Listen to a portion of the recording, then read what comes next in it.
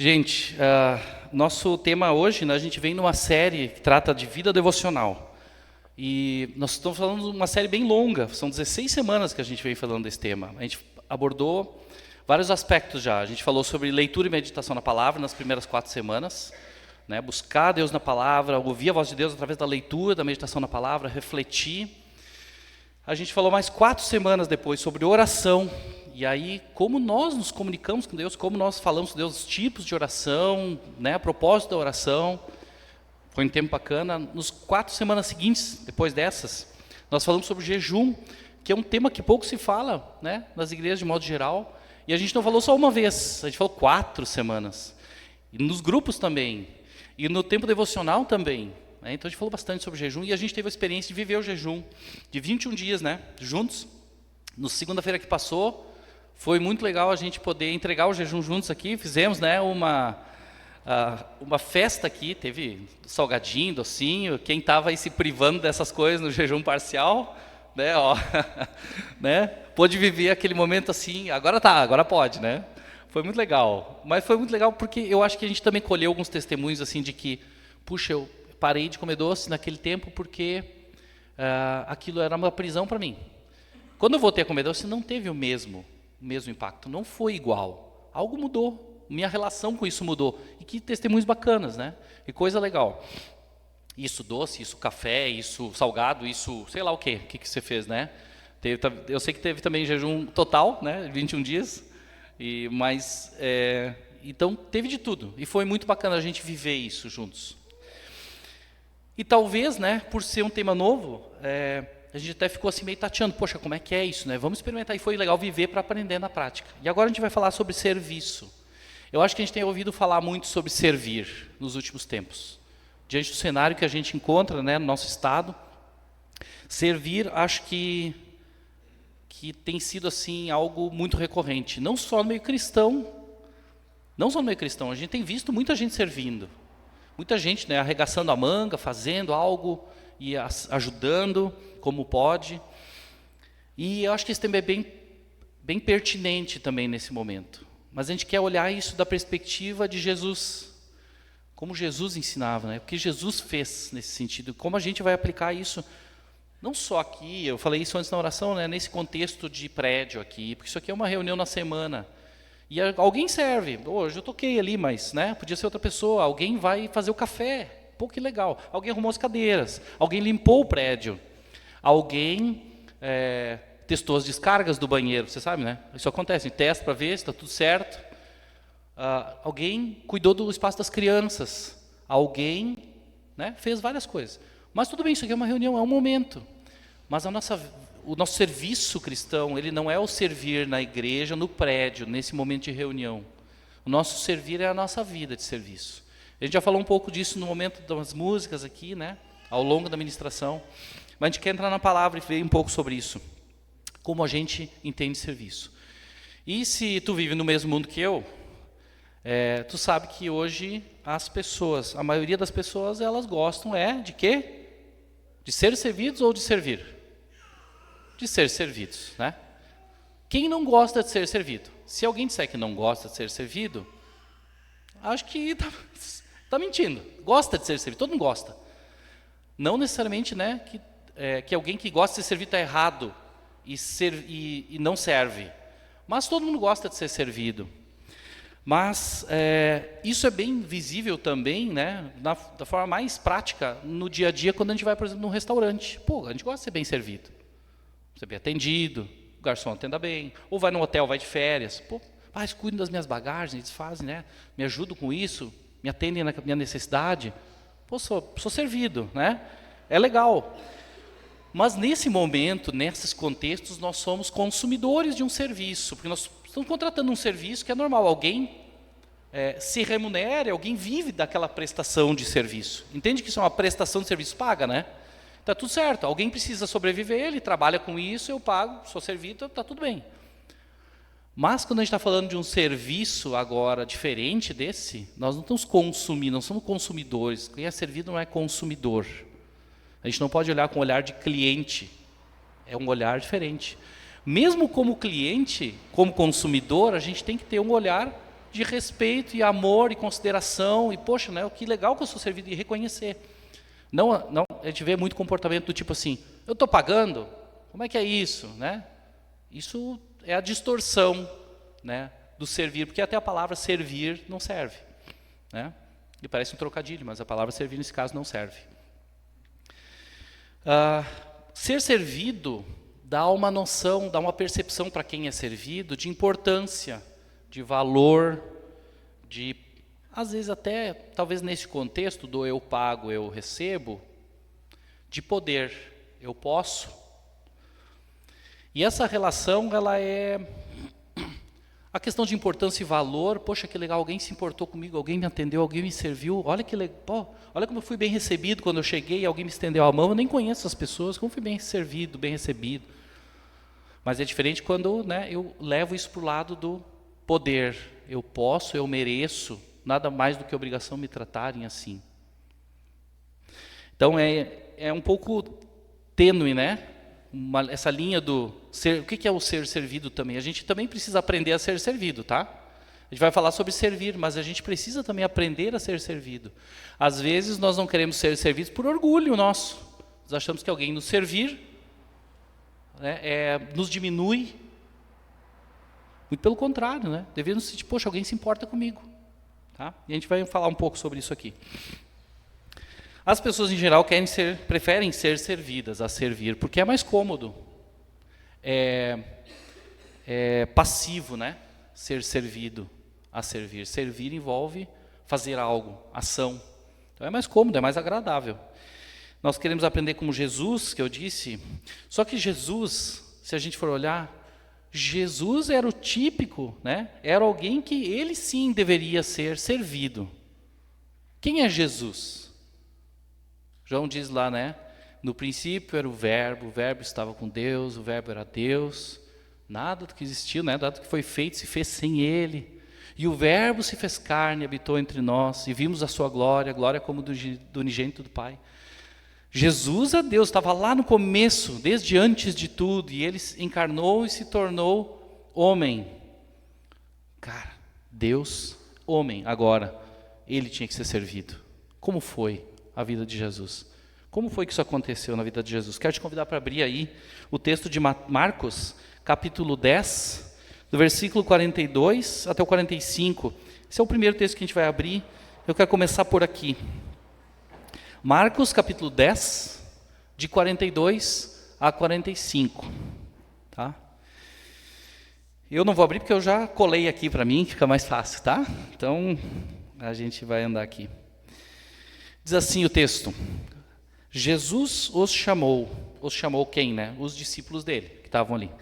Jesus os chamou e disse: vocês sabem que aqueles que são considerados governantes das nações, os reis, né, os imperadores, enfim, aqui no nosso caso presidente, governador, prefeito, né? Vocês sabem que aqueles que são considerados governantes das nações as dominam. E as pessoas importantes exercem poder sobre elas. Tem uma relação de domínio e de poder. E olha o que Jesus fala agora: não será assim entre vocês. Pelo contrário, quem quiser tornar-se importante entre vocês deverá ser servo. Quem quiser tornar-se importante entre vocês deverá ser servo. E quem quiser ser o primeiro deverá ser escravo de todos. Quem quiser ser o primeiro vai ser o escravo de todos.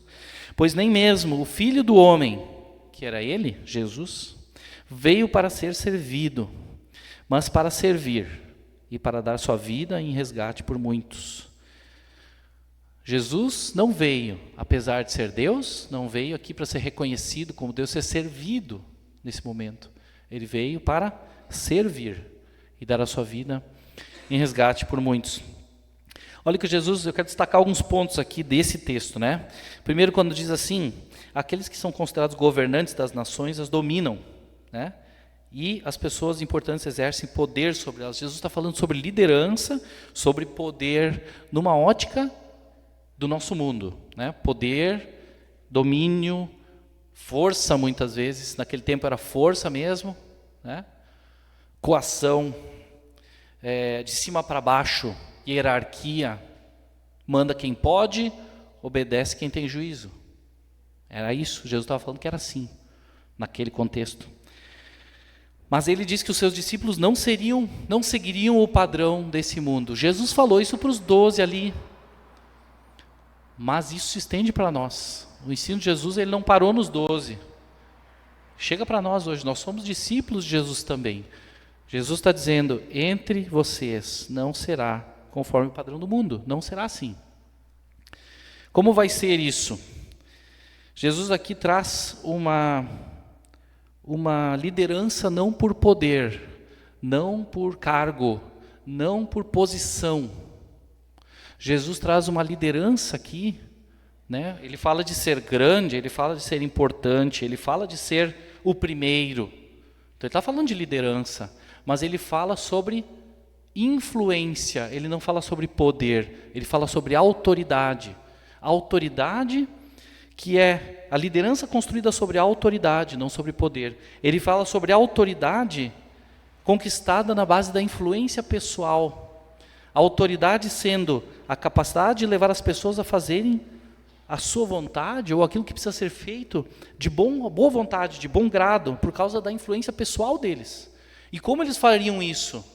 Como é que faz alguém fazer algo para ti, né, sem dizer, faça isso senão, que é o padrão do mundo.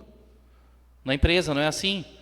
Ó, tem que ser feito isso aqui, se não faz o que acontece. Ó, faz isso, senão eu te mando para a rua. Né? Senão eu não preciso de ti aqui. Como é que se faz para alguém fazer algo que precisa ser feito, ou que é para o bem comum, ou para o bem dela, de boa vontade, com base na influência pessoal, na autoridade.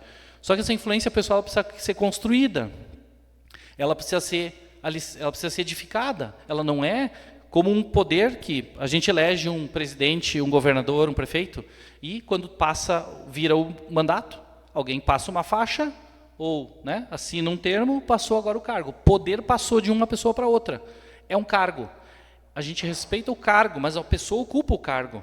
Nós não estamos falando disso, nós estamos falando de uma pessoa. A influência pessoal, intransferível, é algo que não muda porque agora, o Mano falou aqui, né? Daqui a pouco eu digo assim, agora está a autoridade, se o Mano fosse novo aqui, né? Estou indo embora, Mano, agora é com ele, né?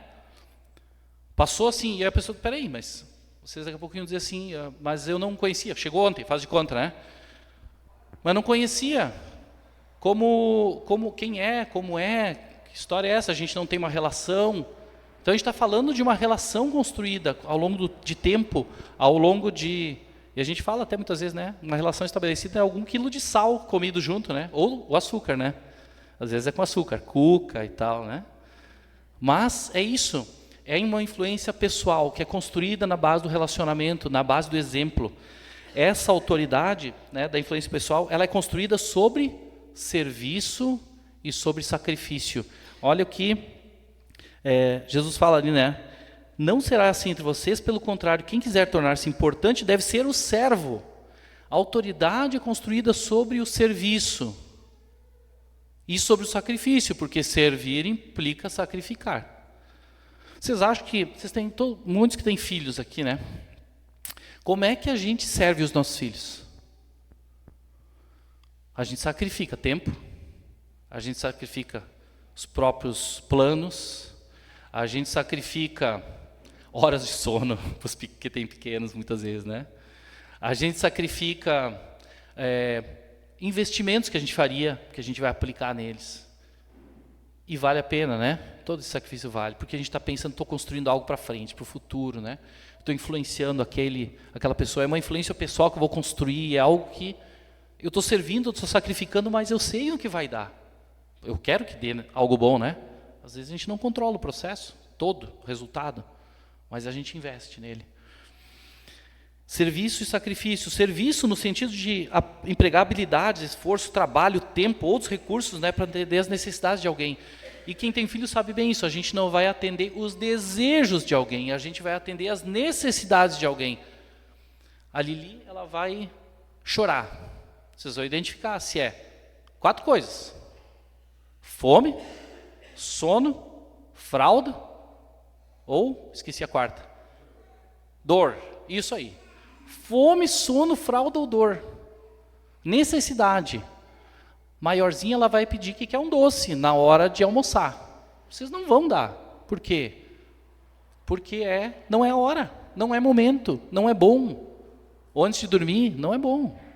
Não é o desejo, é a necessidade. Servir é estar atento à necessidade daquele que eu estou servindo. Suprir a necessidade. Está perto para suprir a necessidade. Não o desejo necessariamente, às vezes. Vai envolver ter uma conversa difícil. Vai envolver falar algo que soe desagradável. Mas vai ser com amor. Por quê? Porque eu quero o bem, estou servindo.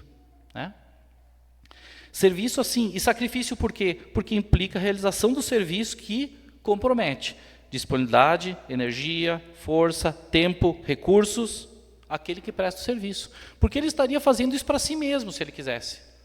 Se a gente não tivesse 2 filhos, né, que nos demandam para estar lá, acompanhar a tarefa da escola, ajudar a vestir, não sei o que, a gente estaria, tem tempo sobrando, eu posso dormir até mais tarde, eu posso olhar uma série, posso olhar as finais da NBA, que eu quero olhar, né?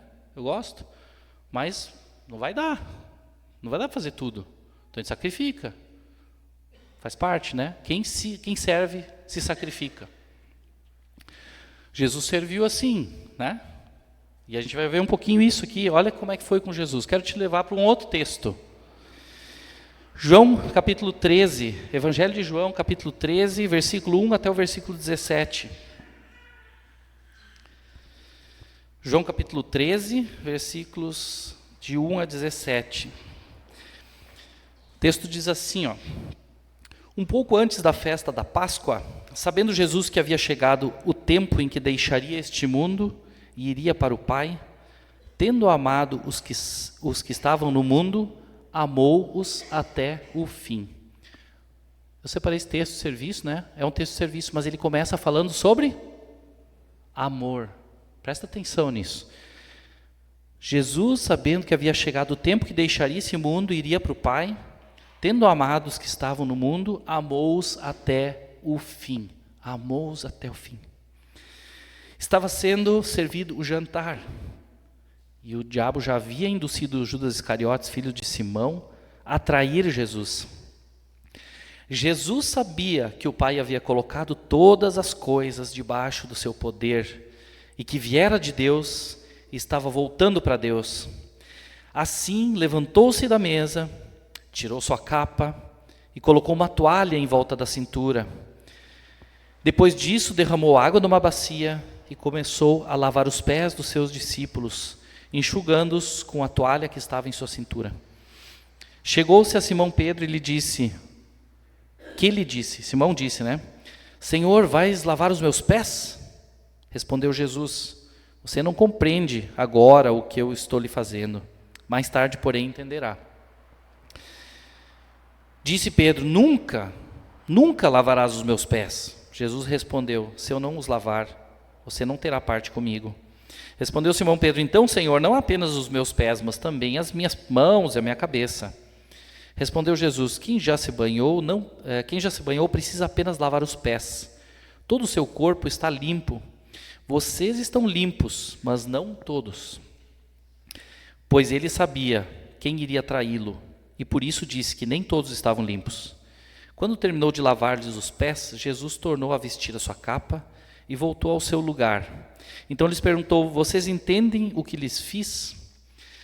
Vocês me chamam mestre e senhor, e com razão, pois eu sou. Pois bem, se eu sendo senhor e mestre de vocês, lavei-lhes os pés, vocês também devem lavar os pés uns dos outros. Eu lhes dei o exemplo para que vocês façam como lhes fiz.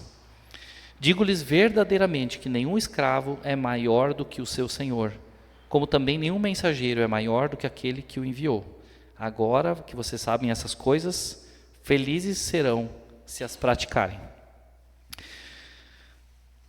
Eu não puxei à toa, né? O começo aqui, o versículo inicial, não contei só a história, porque começa falando de amor. Eu disse, presta atenção nisso, né? Serviço e sacrifício, e a gente falou isso já no exemplo de um pai e de uma mãe. Serviço e sacrifício são construídos sobre amor. Serviço e sacrifício são construídos sobre o amor. O amor não um sentimento, não um amor-sentimento. Se eu amasse os meus filhos com sentimento só, toda vez que eles fossem mal educados, mal criados comigo, me desrespeitassem, eu deixaria de amá-los. Certo? Você sabe o que é isso. Então a mesma coisa, isso se aplica em outras áreas, em outras pessoas. Mas se nós amássemos os outros somente com sentimentos, quando eu não amar mais, eu abandono. Mas isso não é amor, isso é egoísmo, porque é só quando me faz bem, e não quando há uma outra relação envolvida, não é algo maior, é egoísmo.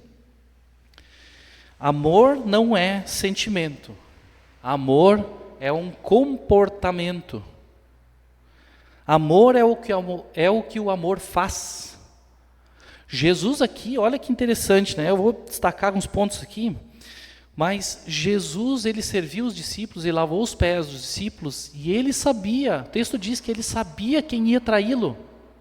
O texto não diz, ele lavou os pés de todos e não lavou os pés de Judas. Ele lavou os pés de Judas também, apesar de saber que ele era o traíra. Entendeu? O amor não é sentimento. Jesus sabia que aquele cara ia trair ele, mas Jesus não se eximiu de servi-lo também. O amor, que não é comportamento, que não é sentimento, que é um comportamento, o amor é o que o amor faz. Esse amor que faz, ele é construído sobre a vontade. Não é só uma intenção. Uma boa intenção, tem um ditado que diz que de boas intenções o inferno está cheio, né?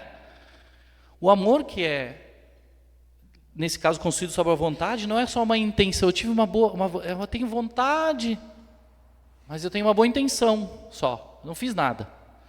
A intenção menos ação nenhuma, ela resulta em nada, ela é vazia. Mas uma intenção mais uma ação, ela é a vontade. A vontade se manifesta em termos de ações. Então, se eu digo, que vontade de comer um churrasco hoje de meio-dia. É uma boa intenção se eu não fizer nada. Se eu quiser, eu tenho que ir lá comprar uma carne, pegar um carvão, acender um fogo, gastar ali 1 hora nisso, para poder saborear aquele churrasco depois, certo? Mas é uma intenção com uma ação que vai chegar no resultado. Eu tinha vontade e fiz isso. Jesus aqui nos ensina várias coisas, né? O primeiro versículo lá que ele demonstra, ele os amou, né? Amando os seus, os amou até o fim. Demonstra um amor comprometido. Jesus tinha compromisso.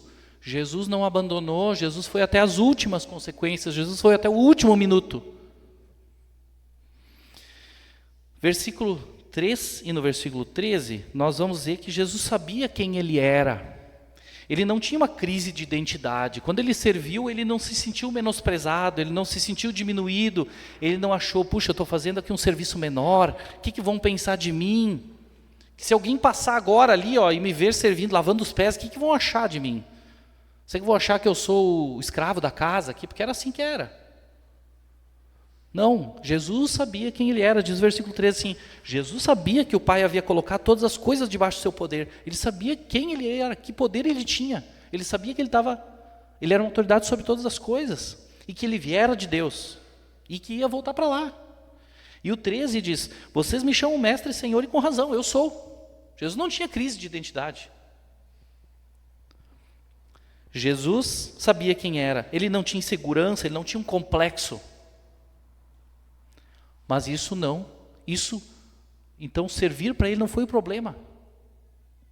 Não foi nenhum problema. Ele lavou os pés dos discípulos, demonstrando humildade de um servo. Os pés deles não eram assim, a gente já acha ruim lavar pé, porque a gente tem sapato. E no inverno, querendo ou não, o meu pé pelo menos ele sua. E quem corre, né? O humano corre. Tu não tem chulé, mano? Não, né? Não. Quem tem sapato, quem anda de sapato sabe, o pé sua.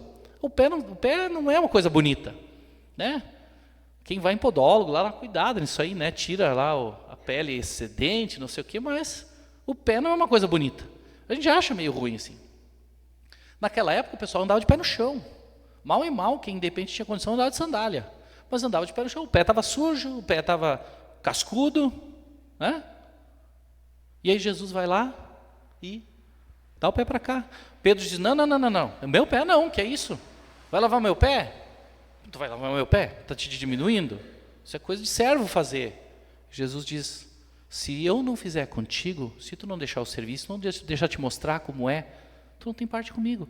Aí ele diz, não, peraí, Jesus, então faz o seguinte, ó, dá um banho logo, tá? Eu aceito aqui isso aí. Não é isso, cara. Jesus está ensinando aqui, né? Sobre só os pés estão sujos. E ele fala até da nossa vida, né? De andar com Jesus. Mas Jesus faz isso e ele diz depois, vocês entenderam o que eu fiz? Vocês não vão entender. Ele falou para Pedro, vocês não vão entender. Ele fez mesmo que eles não entendessem. Mas depois, a maturidade que ele se deu um pouquinho depois ali, talvez fez virar uma chave de entender. Entendi o que Jesus fez. Talvez nem ali, talvez em outro momento eles refletiram. Quando ele lavou nossos pés, ele estava nos ensinando tal coisa. Em outro momento. Quando a gente serve alguém hoje, as pessoas às vezes não vão entender o que está acontecendo. Por que isso? Talvez um dia vão perguntar, por que tu fez isso por mim? Por que tu gastou tanto tempo? Por que tu me visitou? Por que tu trouxe na minha casa? Por que tu me convidou para sentar na tua mesa? Por que tu me pagou um almoço? Por que tu cuidou dos meus filhos quando eu tive que sair? Por que? E a gente vai poder dizer, tu não entendeu na hora, né? Vou te explicar agora. Por que tu trouxe um pão para mim? Por que tu fez um pão e trouxe para mim? Eles não entenderam na hora, mas Jesus o fez assim mesmo. Não adianta a gente pensar assim, se eu fizer isso, vocês nem vão entender. Não vai fazer sentido para eles se eu não fizer. Se eu fizer, acho que eu não vou fazer. É uma boa desculpa. Jesus fez assim mesmo. Já falei antes que Jesus sabia quem era o traidor e mesmo assim lavou os pés dele. Jesus não tinha medo que tomassem o seu lugar, porque ele não tinha crise de identidade. Diz ali que Jesus, no versículo 12, quando terminou de lavar-lhe os pés, Jesus tornou a vestir a sua capa e voltou ao seu lugar.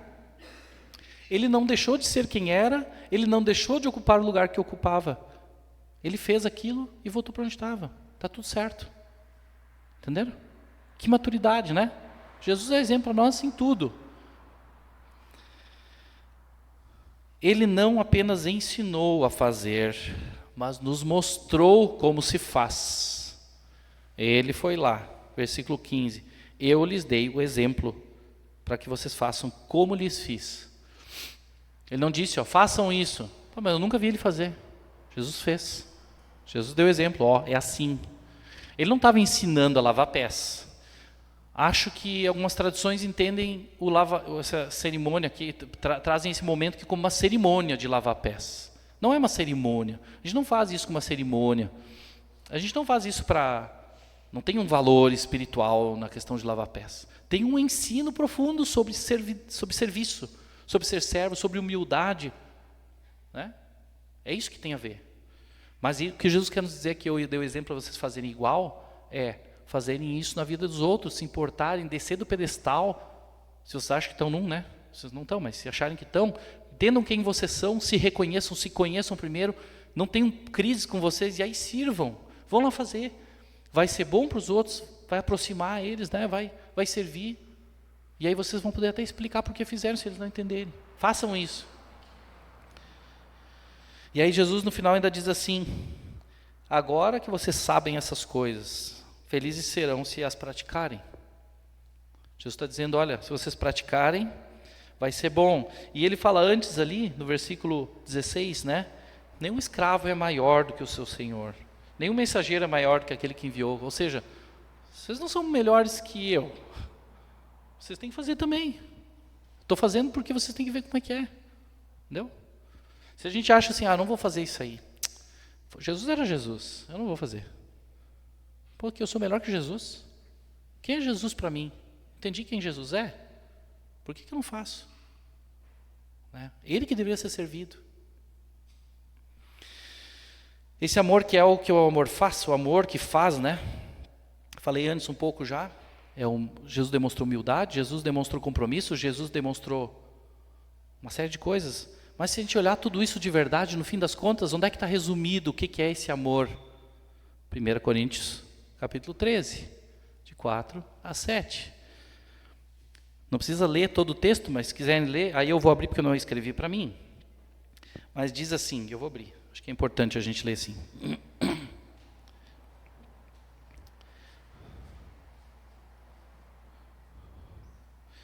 1 Coríntios 13, 4 a 7.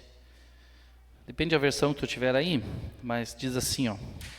O amor é paciente, o amor é bondoso.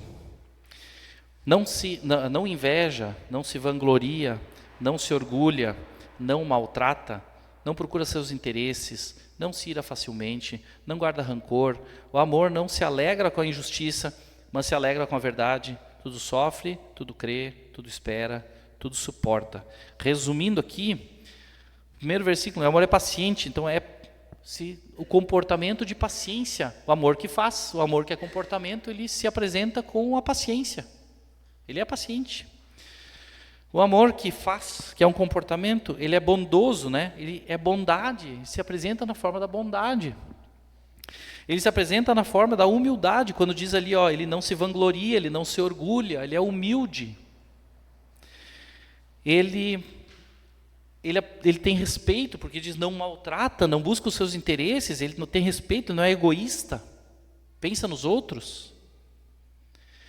Ele perdoa, porque diz não se ira facilmente, não guarda rancor, então ele perdoa, ele releva, ele entende, ele ama, né? Então ele olha com o olhar de amor para as situações.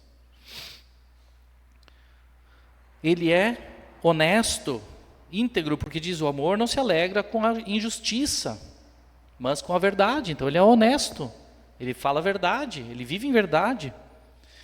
E por fim diz, mandou aqui a minha coisa, diz assim, tudo sofre, tudo crê, tudo espera, tudo suporta. Ele tem compromisso que Jesus demonstrou. Deu errado, deu um sofrimento, alguma coisa, eu pulo fora. Não, cadê o compromisso? Compromisso é uma coisa que hoje está sumindo. Seja no casamento, né? Brigamos, discutimos, não estamos entendendo, separa. Uma sociedade, deu uma coisa, nós não entendemos, que separa. Tudo separa, porque é mais difícil manter o compromisso, é mais difícil manter a união, é mais difícil trabalhar por aquilo, para manter junto, para construir algo. É mais fácil separar. Por quê? Porque nessa ótica é egoísmo, não é amor. Compromisso. Paciência é mostrar autocontrole, bondade, dar atenção, apreciação, incentivo, agir com empatia, humildade, ser autêntico, não ter pretensão, não ter orgulho, arrogância, pensar menos a respeito de si mesmo. Menos a respeito de si mesmo. Respeito, tratar os outros como se fossem importantes, e eles são. Tratar os outros como pessoas importantes. Perdão, desistir de ressentimento quando for enganado, lidar de modo afirmativo com as situações, desapegar-se de ressentimento. Honestidade, ser livre de engano, dedicado à verdade a todo custo. Honestidade no amor é o lado difícil, porque às vezes requer, a Bíblia diz, né? Fala a verdade, mas em amor, porque a verdade sem amor destrói. E o amor sem verdade é bajulação, né? Então a verdade em amor é um equilíbrio e algo da honestidade, né? Compromisso, ater-se às suas escolhas. Jesus fez isso, né? Envolve nessa hora, quando a gente está comprometido, envolve o crescimento dos outros e o nosso. Compromisso. Então na igreja a gente vê muito assim. A igreja não é como eu quero. Trabalho com as crianças, não é bem como eu quero. O pastor quando fala muito, acho muito comprido. Não gosto do tom de voz.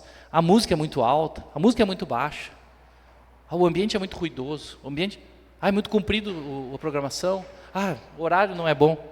Se eu não tenho compromisso, qualquer coisa dessas, e nem precisa nenhuma dessas, para eu querer pular fora, para eu não querer estar junto. Mas quando eu tenho amor por isso, quando eu tenho amor por essa causa, quando eu tenho amor por esse povo, quando eu tenho amor por essa obra, eu quero estar. Eu estou perdendo. Se eu não estou aqui, estou perdendo. Entendeu? Fechando aqui, o que Deus espera de nós? O que Deus espera de nós? Filipenses 2, e esse é o último texto. Filipenses capítulo 2, versículos de 5 a 8. O texto diz assim: seja a atitude de vocês a mesma de Cristo Jesus, que embora sendo Deus, não considerou que o ser igual a Deus era algo a que devia apegar-se, mas esvaziou-se a si mesmo, vindo a ser servo, tornando-se semelhante aos homens. E sendo encontrado em forma humana, humilhou-se a si mesmo, e foi obediente até a morte, e morte de cruz. O que Deus quer de nós? Que a nossa atitude seja a mesma de Cristo.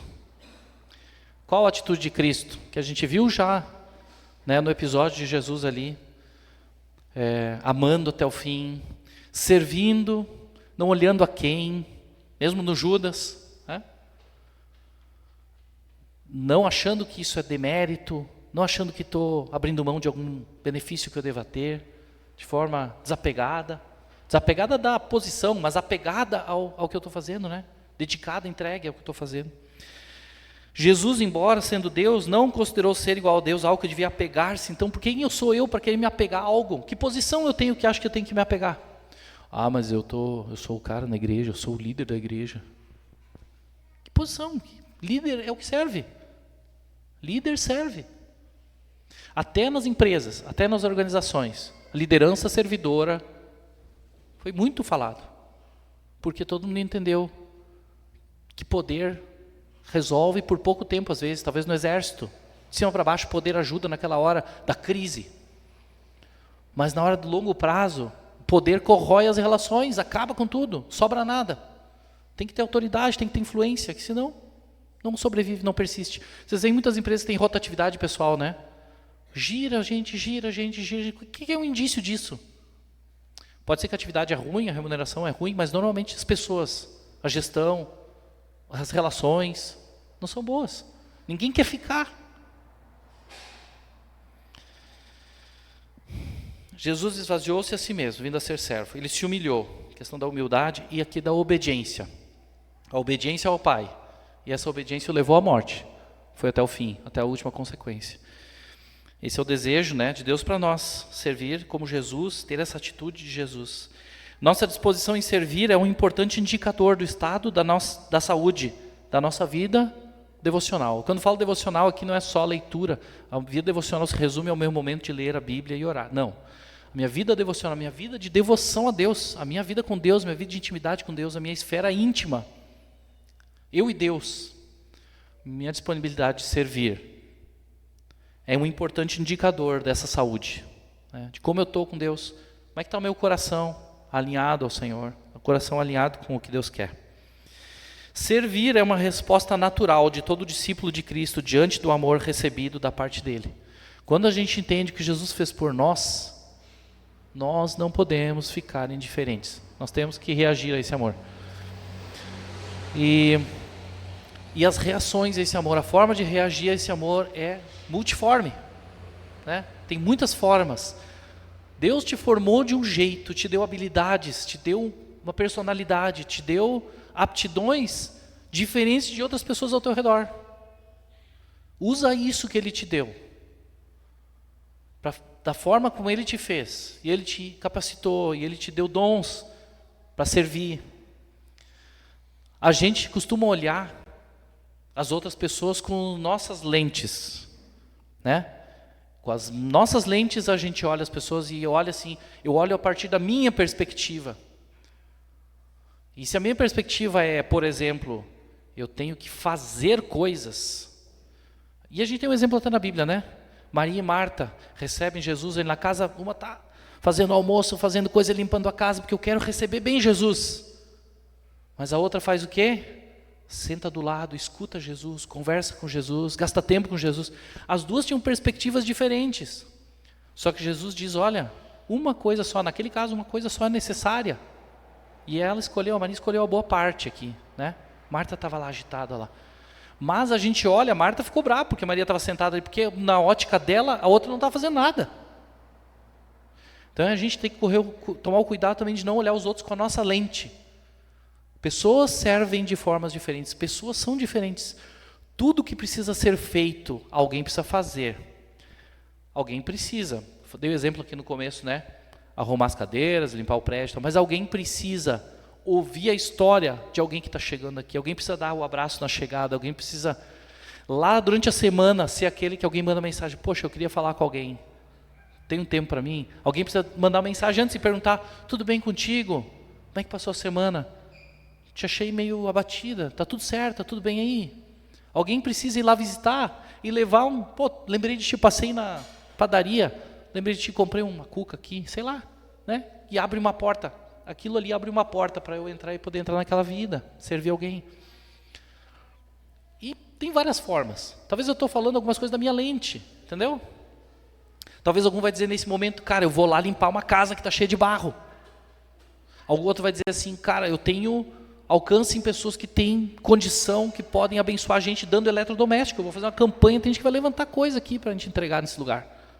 E é outra forma de servir.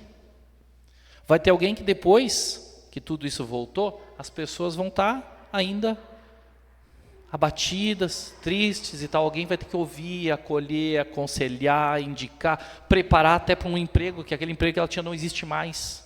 Eu não sei. Existem diversas formas de servir. Nossa questão é servir como Jesus. Tenho que achar o meu lugar nisso. Onde é o meu lugar? O que está na minha mão? O que eu sei fazer? O que Deus me habilitou? Como eu posso servir? Devemos entregar a Deus tudo, né? Nos esvaziando de nós mesmos, obedecendo o seu chamado, abrindo mão de reconhecimento, status, títulos e elogios. Senão a gente vai ficar preso pensando que os outros vão falar, que os outros vão pensar. O meu lugar, se eu sair daqui, vai ficar ocupado. Jesus não olhou a cadeira dele, se alguém ocupou, não. Ele voltou para onde estava. Ele sabia quem era. Devemos fazer isso por amar a Deus sobre todas as coisas, e ao próximo como a nós mesmos. Né? Quando Jesus diz isso, em Mateus 22, ele diz assim, Jesus respondeu uma pergunta, disse, ame o Senhor, o seu Deus, de todo o seu coração, de toda a sua alma e de todo o seu entendimento. Esse é o primeiro e maior mandamento, mas o segundo é semelhante a ele. Ame o seu próximo como a si mesmo. Ame a Deus sobre tudo e o próximo como a si mesmo. Quero te convidar para a gente orar. Vamos orar. E você pode fazer a tua oração aí também. Talvez Deus falou contigo sobre alguma coisa nesse tempo, nessa mensagem, nesses textos, alguma frase. Talvez que não tem nem bem a ver com a gente falou aqui, mas aquilo o Espírito Santo está cutucando aí no teu coração, te trouxe à memória alguma situação, alguma necessidade, algum lugar que pode servir. Coloca isso diante de Deus, nós vamos orar.